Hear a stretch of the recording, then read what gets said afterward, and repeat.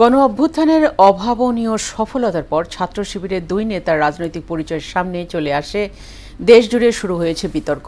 বিশেষ করে ঢাবি ছাত্রলীগের কমিটিতে ছাত্র শিবির নেতার নাম থাকায় বিষয়টি নিয়ে কথা হচ্ছে বেশি।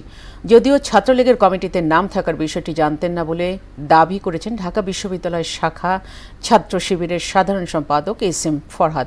তবে শিবির নেতাদের আত্মপ্রকাশে মিশ্র প্রতিক্রিয়া জানিয়েছেন সাধারণ ছাত্ররা। আরও জানাচ্ছেন ওবায়দুল হক মারুফ।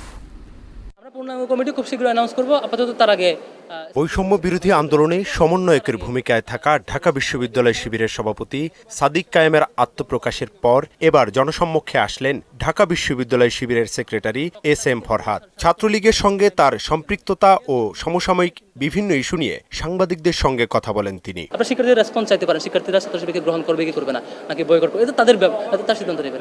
গণ অভ্যুত্থানের বিষয়ে শিবির সেক্রেটারি জানান, ছাত্র শিবির সহ বিভিন্ন দলের নেতাকর্মীরা দলীয় স্বার্থের ঊর্ধ্বে উঠে আন্দোলনে সামিল হয়েছেন। ফ্যাসিবাদ কায়েমের সবচাইতে শক্তিশালী বাধা মনে করেছে ছাত্র শিবিরকে। এজন্য প্রথম থেকে ছাত্র শিবিরের উপর অ্যাটাক করেছে।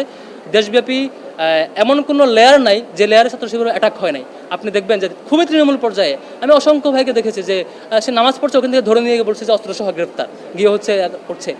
মানে একটা ছাত্র সংগঠনের কেন্দ্রীয় সভাপতিকে বিনা অভিযোগে বিনা অপরাধে 56 দিন টানা রিমান্ডে রেখেছে, কেউ কিছু বলতে পারে না। ছাত্র শিবির একটা মানে স্বাধীন সংগঠন, তার নিজস্ব একটা গঠনতন্ত্র এবং নিজস্ব একটা ফ্রেমওয়ার্ক আছে, এটা ওপেন, আপনারা অনলাইনে সার্চ করলে পাবেন, সেই অনুযায়ী কাজ করে। এখানে আর কারো কোনো অথরিটি নাই। এদিকে স্বৈরাচারী আওয়ামী সরকারের পতনের পর ঢাকা বিশ্ববিদ্যালয় শিবিরের দুই শীর্ষ নেতার রাজনৈতিক পরিচয় সামনে আসায় মিশ্র প্রতিক্রিয়া জানিয়েছেন শিক্ষার্থীরা। অনেক সময় শিবির আছে যারা স্বাধীনতাকে প্রাধান্য দিতে চায় না, তারা অনেক কিছু চাপিয়ে দিতে চায়। এই জিনিসটা আর কি না করুক, এটা আমি চাই। যে কোনো মতাদর্শই হোক, রাজনীতি করার অধিকার আছে, বেঁচে থাকার অধিকার আছে। আমি মনে করি যে এটা আত্মপ্রকাশ করা আগেই করা উচিত ছিল। ছাত্র রাজনীতি আর ক্যাম্পাসে চাচ্ছি না, কারণ রাজনীতি কত বাজে পর্যায়ে যেতে পারে ক্যাম্পাসে ছাত্র রাজনীতি, সেটা আমি দেখে এসেছি অলরেডি। দলীয় লেজুর ভিত্তিক যে রাজনীতি, সেটা আর ক্যাম্পাসে না থাকুক।